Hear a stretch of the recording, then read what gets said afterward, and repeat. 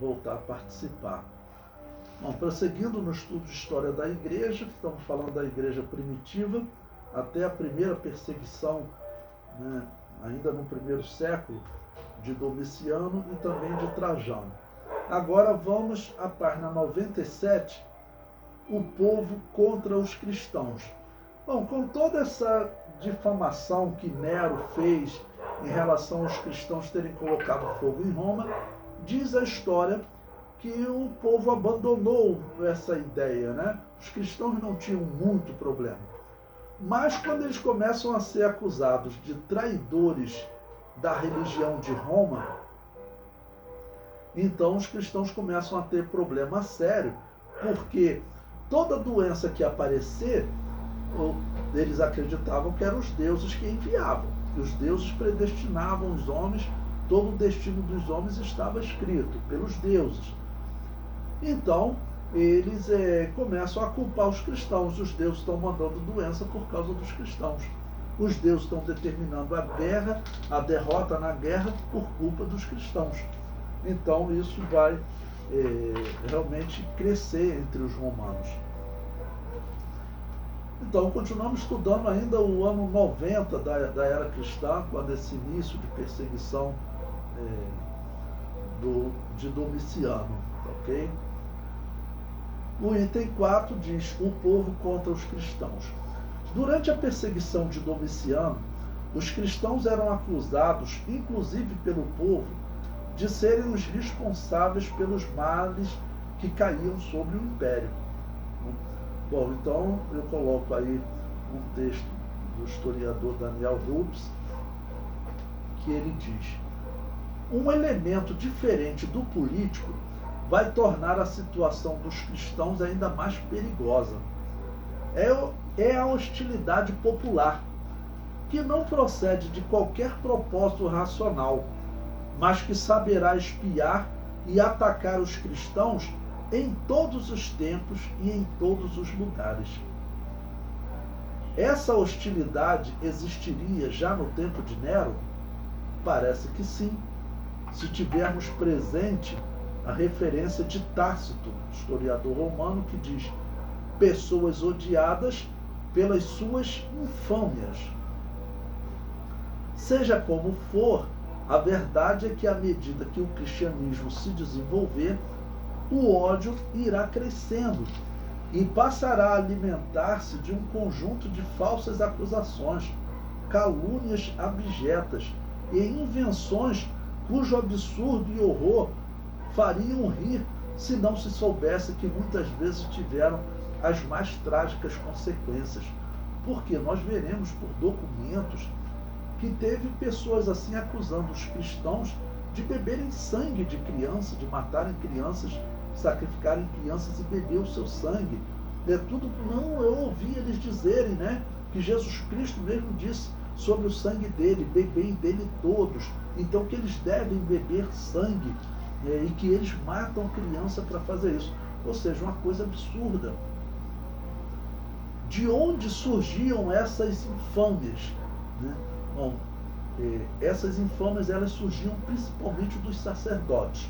Os sacerdotes da religião pagã é que vão fazer uma guerra aos cristãos. Nós teremos aí diversos casos de imperadores que eles não estavam nem aí para perseguir os cristãos, mas os sacerdotes acusavam: você está pedindo para nós fazer um sacrifício aos deuses? Você é amigo de cristão que diz que os deuses não existem? Como é que nós vamos fazer agora? Aí o imperador se compromete a perseguir os cristãos. Então, a luta aqui era contra essa religião. E a luta hoje continua sendo a mesma, porque essa religião, qual era a característica dela? Era o culto aos mortos, né? Aqueles que já faleceram, você fazia algum sacrifício para beneficiá-lo e poder ser influenciado por eles. É o que o catolicismo prega até hoje. É a mesma religião, sem tirar nem pôr. O comentário do historiador prossegue: é provável que os ritos cristãos, muito mal conhecidos, vilmente interpretados, se prestassem aos piores equívocos. O sacrifício eucarístico, com fórmulas como "este é meu corpo", isto é o meu sangue, podia sugerir algo canibalesco. A familiaridade entre os irmãos e irmãs, assim como o ósculo da paz que se trocava nas assembleias cristãs, podiam pensar em relações ilícitas. Ósculo, vocês sabem que está falando de beijo. E no Oriente, eles beijavam até nos lábios. O homem beijava o homem nos lábios, era uma saudação comum. Até hoje, na Rússia, é uma saudação comum, em outros países também. Então ele está dizendo que até isso podia sugerir alguma relação ilícita, né? E prossegue. A carta na qual a igreja de Lyon, é uma carta que nós leremos ela, né, um pouco mais à frente, contará o drama dos seus mártires, é bem instrutiva a esse respeito. Escravos pagãos de senhores cristãos, presos pela polícia e submetidos à tortura, caluniaram os seus senhores. Faríamos repastos dignos de Tietes. Né? Tietes, na mitologia grega, era um pai que abusava sexualmente, um deus que abusava sexualmente da filha que era deusa, né?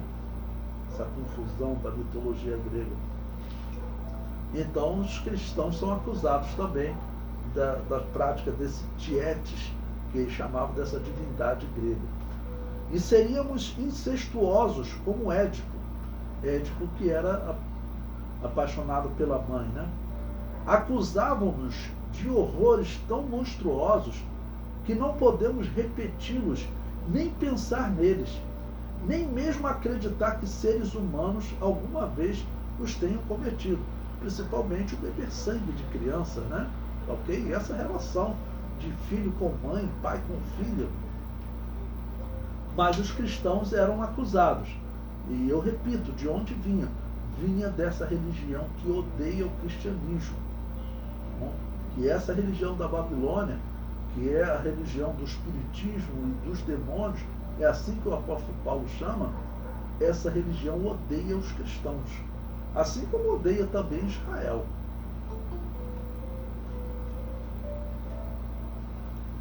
Bom, prosseguindo na leitura, agora na página 98, o historiador diz: capazes de tudo, segundo a opinião pública, os cristãos deviam também ser culpados de tudo.